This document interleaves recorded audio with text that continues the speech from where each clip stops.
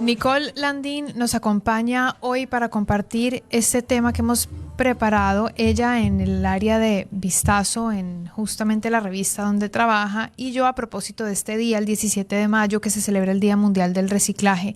Esta fecha busca generar conciencia a la ciudadanía sobre el tratamiento correcto de los residuos o la gestión adecuada de los residuos en el mundo entero. Así que bienvenida, Nicole, qué gusto poder conversar hoy tan cerquita de nuestra última vez que nos reunimos, pero esta vez para hablar sobre el reciclaje en el Ecuador. Así es, Clarita, muchísimas gracias por tenerme acá nuevamente y no podíamos saltarnos esta fecha. Correcto. Empecemos con esta visión que tú tuviste para poder hablar sobre el reciclaje en el Ecuador. En realidad, sí, se puede hablar del reciclaje de muchas maneras, pero tú empiezas este reportaje comprendiendo cómo se comporta el Ecuador frente a este hábito de manejo de residuos y me gustaría que lo pudieras compartir con nuestra audiencia.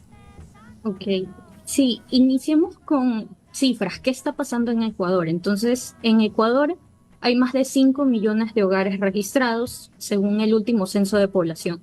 Y de ese total de hogares registrados, más del 60% clasificó sus residuos en orgánicos, que quiere decir que son de origen animal o vegetal, e inorgánicos, que quiere decir que son los materiales como el papel, el metal, el vidrio, el cartón, etcétera. Este más de 60% de clasificación fue durante el 2023. Estas son cifras que nos da el INE. Pero también se descubrió dos cosas interesantes, que el plástico es uno de los materiales que más se separan en los hogares ecuatorianos de la basura común y que las pilas, por ejemplo, en el 81% de hogares se las desecha con la basura común, es decir, pasa lo contrario al plástico. No se las separa y no se lo entregan a ningún gestor ambiental, sino que se descubrió que las personas lo tiran a la basura con la basura común.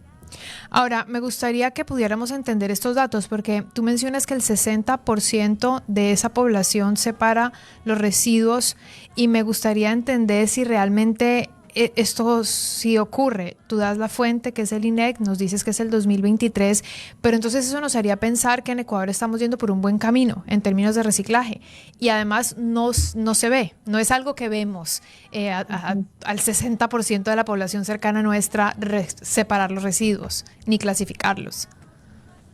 Correcto. Esta cifra quizá es un poquito engañosa, como tú bien dices, nos hace pensar que vamos por buen camino, pero en realidad nos falta mucho por trabajar.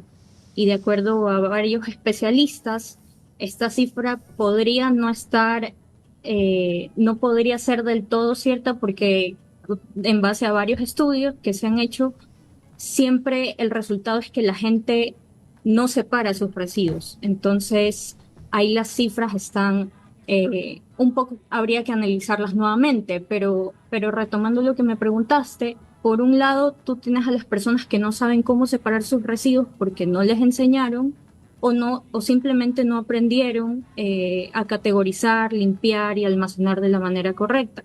Y están las otras personas que sí lo hacen, pero al hacerlo simplemente no basta con eso, porque por ejemplo no saben a quién entregarles todos estos residuos que ellos han separado porque los camiones de basura del país no tienen un sistema de recolección diferenciada. Es decir, no es que pasa un día por plásticos, otro día por residuos orgánicos, otro día por cartón, o dentro de los camiones no es que tiene las divisiones. De aquí pongo el plástico, aquí pongo el cartón, no, simplemente los camiones de basura recogen y lo ponen todo mezclado. Entonces, para que tengas una idea también, la gestión de residuos en Ecuador está a cargo de los gobiernos autónomos descentralizados municipales, que son los GATS municipales, y actualmente hay 221 municipios. Entonces, cada uno tiene su propia gestión, tiene diferente cantidad de personas, también tiene diferente presupuesto, diferentes necesidades. Entonces, quiere decir que aquí hay un tema político, financiero y de normativa de por medio que nos impide, por así decirlo, continuar en este camino para que Ecuador realmente se convierta en un país donde la gente separe sus residuos, pero también llegue al final hasta reciclar sus residuos, darles una segunda vida útil y en el caso de los desechos peligrosos, darles una correcta disposición. Claro, tú lo has dicho, esto le pertenece a los GAT, es decir, los municipios deberían tener su propio, su propio camino regulado, y su logística ya previamente ejecutada, analizada, pero obviamente no es así. Lo que en consecuencia termina en manos de empresas privadas, emprendimientos, el ciudadano común, tú y yo, gestionando nuestros propios residuos. Entonces ya entendemos que ahí no hay una eficiencia por parte de los GATS, de los gobiernos centralizados, tampoco es una política de Estado. Y entonces termina en los pequeños grupos que terminan haciendo sus propias iniciativas, intentando convencer a la ciudadanía común de que por favor separe, clasifique y residue y entregue a los gestores ambientales. Pero ¿qué tan eficiente es eso? ¿Con quiénes pudiste conversar tú para tu reportaje? Tú citaste uno de ellos, Recibesi fue uno, ellos han estado aquí en La Lupa. ¿Qué tanto ellos pueden abarcar también? Por ejemplo, ellos tienen una aplicación digital que conecta a la ciudadanía con los recicladores de base, o también dentro de esta aplicación te muestran las estaciones de reciclaje más cercanas a tu hogar para que tú mismo puedas acudir a dejar tus residuos. Esta aplicación funciona a nivel nacional, pero también tiene puntos físicos en Quito, Guayaquil y Cuenca.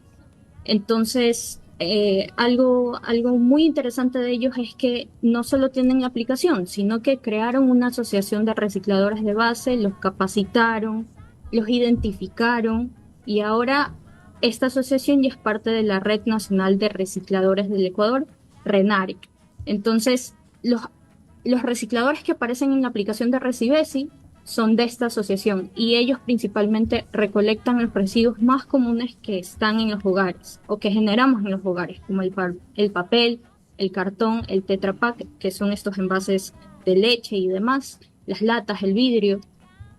Entonces, esta es una alternativa porque, como lo hablamos, los camiones de basura no tienen un sistema de recolección diferenciado. Entonces, esta iniciativa beneficia de dos maneras. Las personas tienen un punto de entrega seguro, sabes que le puedes dar a Recibesi tus residuos y ellos te lo van a recoger. Y a su vez ayuda a los recicladores de base, que son personas que se dedican netamente al reciclaje para subsistir. Y hay algo que quería añadir en el tema de los GATS municipales. Lamentablemente, en el tema de los camiones de recolección de basura, cuando pasan por ellos, como te comenté, se mezclan y muchas veces terminan en los botaderos o rellenos sanitarios que contaminan al ambiente. Ahora mismo tenemos un ejemplo en Playas, se ha hecho una denuncia de sus moradores, su sistema de recolección de basura está colapsado y es muy irregular, no está pasando todos los días. Entonces estos residuos están apilados en las calles e incluso los propios moradores tienen que a veces pagarle a alguien para que se lleve la basura. El alcalde actual asegura que esto se debe a falta de recursos y que es algo que se ha arrastrado desde gobiernos anteriores. Pero el punto es que estuve leyendo de esta noticia es que incluso existe el riesgo de que, como estos desechos no están siendo recogidos, eventualmente terminen en playas. Y por el tema de la corriente incluso podrían llegar hasta Galápagos. Entonces, ese es un ejemplo que está sucediendo ahorita y de qué sucede cuando los residuos no son gestionados de manera correcta. También hay que tener algo en cuenta, que los GATS municipales, por ejemplo, claro, algunos no tienen suficiente presupuesto y tienen que atender otras necesidades como gestión del agua, salud, vivienda.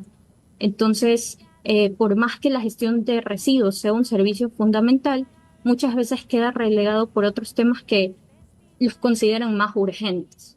Sí, siempre termina siendo un tema menos urgente el cuidado de nuestro entorno, por irónico que sea, cuando además hay una constitución que protege a la naturaleza. Sigamos con esta conversación. El reciclaje es importante comprenderlo. Nos acabaste de comentar qué pasa cuando no se clasifica o se separan estos residuos, dónde terminan. Hiciste un ejemplo muy puntual sobre cómo pueden terminar en las playas. Y extendemos, obviamente lo hemos hablado muchas veces en este programa, de dónde terminan esos residuos y los daños que pueden hacer en la salud de las personas, en la salud de la fauna cercana, y esto también entendiendo que nosotros estamos hablando de vistazo a la sostenibilidad se vincula con el cambio climático. Y por eso tú lo abordas, porque lo abordas en tu sección de sostenibilidad, donde hablamos de los objetivos de desarrollo sostenible. ¿Qué hay entonces de relación entre el reciclaje o un correcto manejo de residuos o incorrecto y cambio climático, que es lo que más preocupa hoy a algunas naciones? Quisiera decir que a muchas o a todas, pero todavía no es una preocupación de todas las naciones. Sí, los residuos son una fuente de múltiples contaminantes que inciden en el cambio climático, incluidos el metano y el carbono. Incluso son una fuente directa de gases de efecto invernadero que son los que ocasionan el cambio climático y calientan el planeta. Entonces, aquí también otra cosa muy importante que no hay que dejar pasar es el tema de los plásticos, que es uno de los residuos más comunes del país. Cada minuto se arroja al océano el equivalente de un camión de basura lleno de plástico.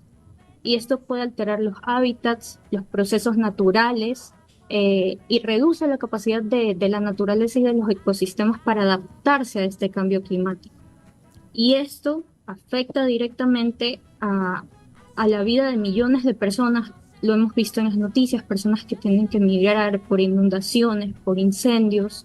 Incluso afecta la capacidad de producción de alimentos y al bienestar en general. ¿Me repites la frase? Dijiste, cada minuto se arroja al océano el equivalente a un camión lleno, a un camión de basura, pero lleno de plástico. Cargado solo de plástico. Cada minuto. Cada minuto. O sea, cada minuto que nosotros vamos hablando se va arrojando esta cantidad de plástico en el mundo. Es una cifra. En el mundo. Sí, es una cifra de Naciones Unidas. De Naciones Unidas. Listo, muy bien.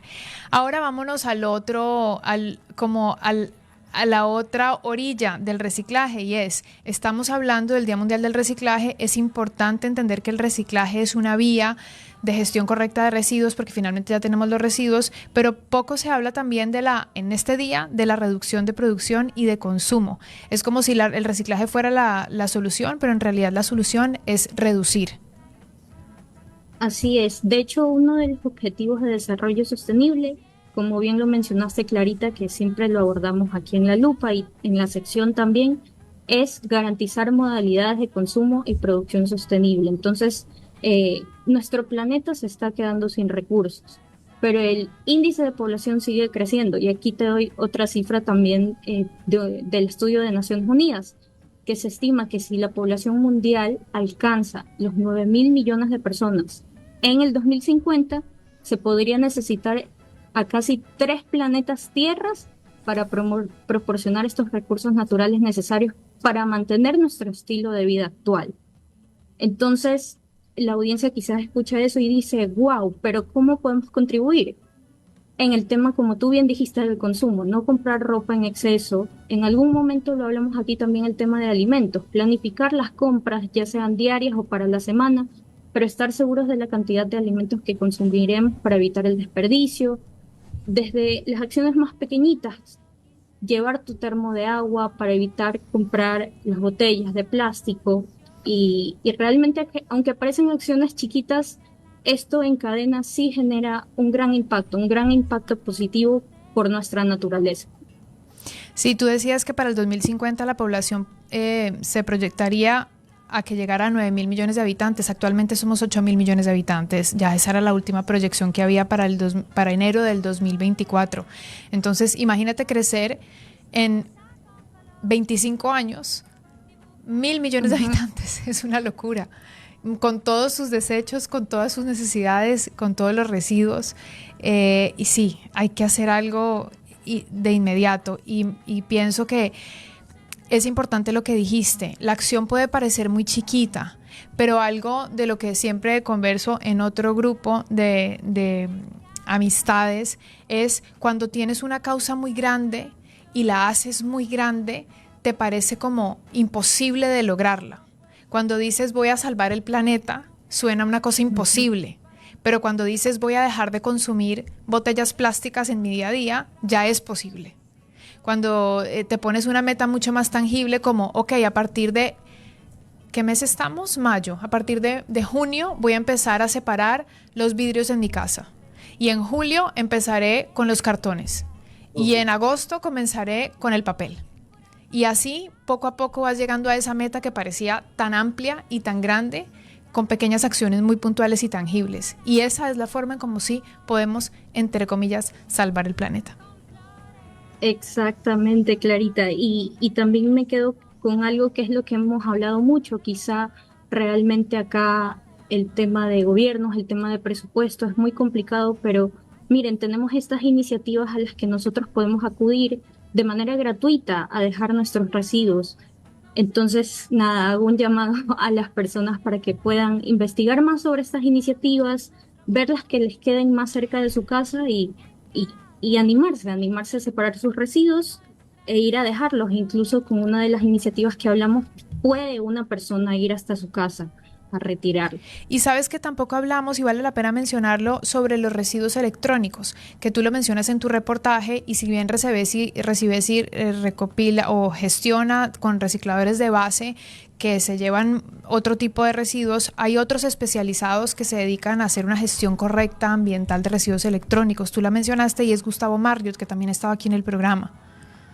Así es, Recicla Electronic, ellos están acá presentes en Guayaquil, es uno de los pocos gestores autorizados. Tienen una planta, de hecho, para el tratamiento de estos residuos eléctricos y electrónicos.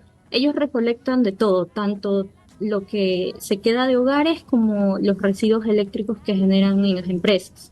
Entonces, en su planta, ellos separan los residuos electrónicos o los aparatos que pueden ser recuperados, los repotencian para que permanezcan el mayor tiempo posible en una vida útil en uso.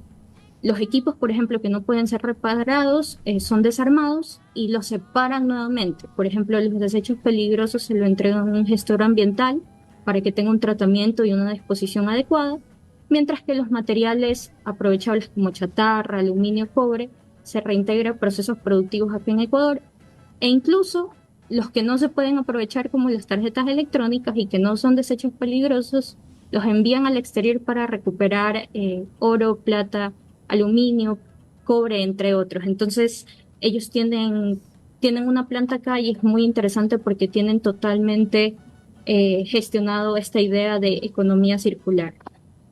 En pantalla estamos viendo tu reportaje. En el reportaje aparece también un recuadro que dice cómo separar tus residuos, donde tú haces una indicación muy didáctica de que los residuos aprovechables son el papel, el cartón, el plástico, el aceite, los equipos eléctricos y electrónicos, y orientas al lector, y digo lector porque este es un artículo escrito en la revista Vistazo que dice buscar a un gestor autorizado o recicladores de base, y pones algunos ejemplos como Punto Gira, Laboratorio de Reciclaje, Recibesi, que quiere decir que hace alusión a esta aplicación mencionada en el artículo, que también habla sobre el origen de los vecinos, ¿no? De cómo los entre vecinos pueden reciclar, y también citas a Recicla Electronic.